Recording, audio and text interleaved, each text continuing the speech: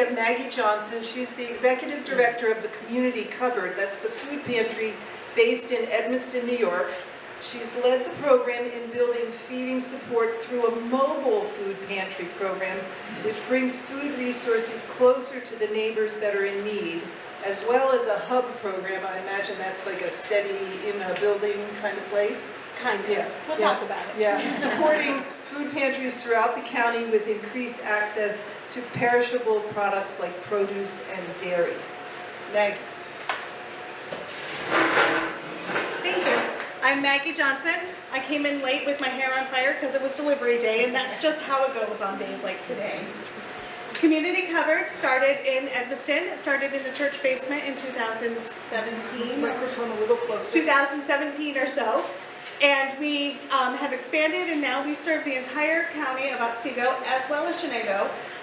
And we provide support services to as many neighbors as we can. So, how many people do we serve?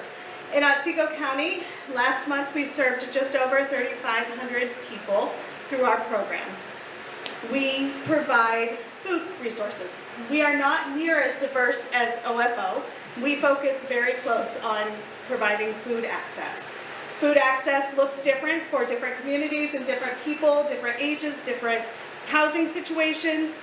We have neighbors who are unhoused, we have neighbors who own their houses, we have neighbors who may not have electricity today. But what we know is that we live in a place that nobody should go hungry. There's no reason that anybody should not have enough to eat. So we provide our home delivery service, which means if you have an inability to access services, food pantry services, we'll bring it to your house. We provide our mobile program, which serves communities from Cherry Valley all the way to Skenevis to Unadilla and places in between on a weekly, bi-weekly, or monthly basis in conjunction with local services. So food pantries in your community, we would come not at a time that would interfere with the work that they're doing.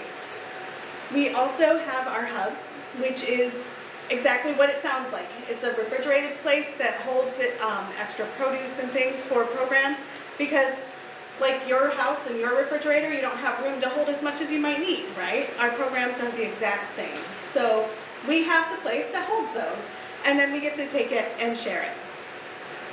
Our organization funding comes through a lot of grants.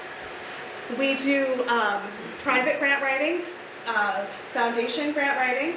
We also rely heavily on USDA commodity foods and Nourish New York. That's a line in the state budget that buys food from local New York growers and producers that our programs then can access for free. We rely on those services, and what we've seen is not just through the bill that was passed last week, but beginning back in January, USDA foods and commodities began to be rescinded and pulled back. Now the government has declared or decided that there's a certain amount that has to go out through the USDA. Food banks have access to that, and we can explain all of that at another time if you're interested in learning. But then there are other opportunities that have been in place since COVID. There were lots of extra trucks full of food and things like that now have been pulled back. Regional Food Bank, which serves Otsego County, has lost about 8 million pounds worth of product. Now, that's a lot of food, but they serve a whole lot of area, right? They serve from Canada all the way down to Pennsylvania to New York City, and Otsego County is one of the furthest west counties that they serve.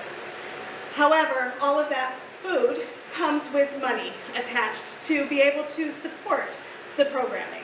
So they've also lost funding, which means that it trickles down, right? So our food pantry programs have lost some of those extra supports as well.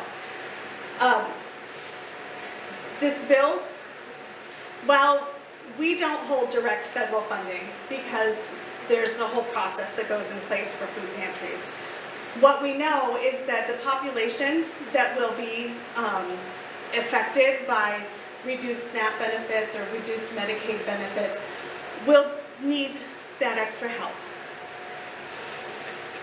What we anticipate seeing is an increase in people who need some extra food or need extra support, because now we have to figure out how we're going to fill in our budget, right? Because if I have to pay for all of my medicine, I'm not going to be able to buy all of the food I need, because food is usually the thing that comes off the budget first. It's like the most flexible line on your budget, right? So what we're anticipating is an increase in need and an increase of neighbors that need our help. What we're doing at this moment is working to build networks of people, to build community knowledge and understanding that Community Cupboard can take any extra zucchini you have in your garden. Any food pantry can, in whatever community you're in. So raising awareness to build our network. And maybe you have extra today and you want to buy an extra can of beans. Your food pantry will be grateful for that, because our budgets are stretched as well. The impacts that we anticipate seeing are our populations that are working or on fixed incomes. So we call them an ALICE population. It's called Asset Limited Income Constrained Employed. It's our, what we call frontline workers, those who are making minimum wage or doing direct care work. So just Medicaid reimbursed work. Those are the populations that are going to be the most impacted through these bills, cuts, budgets, whatever we're going to call them. But the thing I want you to know is there's one more chance that we have to make sure that we get heard, because the Farm Bill is coming up. And please communicate with your local, with whether it's Josh Riley or, I can't remember, Senator Gillibrand or Schumer, or who it is that represents you, and tell them that the Farm Bill is essential to our communities, because the Farm Bill also holds the SNAP budget.